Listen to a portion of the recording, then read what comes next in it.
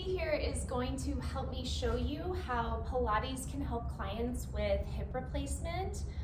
You definitely want to wait to work with your client until after they've fully healed from surgery and the prosthesis has fully grown into the bone surrounding it. So this would be a client like 8 to 12 weeks out from surgery, and these are some things you can start off with to help your client get some strength and stability back in the pelvis. So one thing we can start with is just simple footwork on the reformer. So I have 2 reds and a blue, which is a good place to start. You could always move up to 2 reds and a green to add on a little bit more weight as the client gets stronger, but we're just gonna start with feet in parallel, heels on the foot bar, and just simply pushing the carriage out and bringing the carriage back in.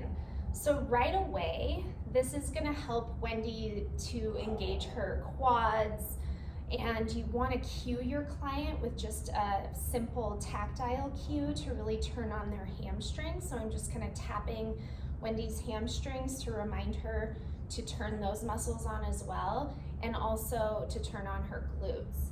So as she pushes the carriage out, she's really probably working in these quads, and as she brings it back in, she's working her hamstrings and her glutes, which are great for the hip joint and pelvic stability. From here, you could do some different foot variations. So you could do Pilates B, which is heels together, toes apart.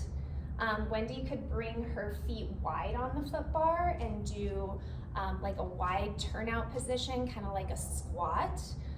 She could bring her feet parallel, and as she gets more comfortable, you could even introduce some internal rotation. We could bring Wendy's arches onto the foot bar or her toes. Heels are the place where she's gonna find most stability, so that's a good place to start. And then as she progresses, we would do arches, toes, and other foot variations.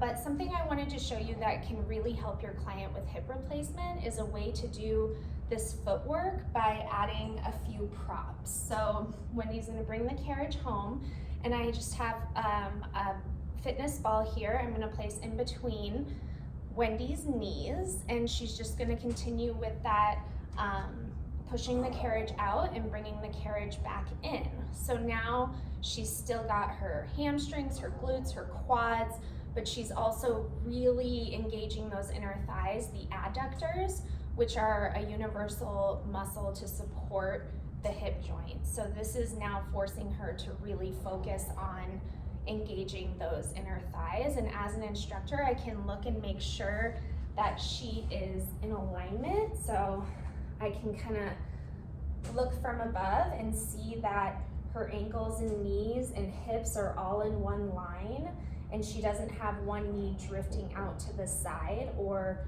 coming in medially to throw her off of alignment. Thank you, Wendy. You can bring the carriage back in.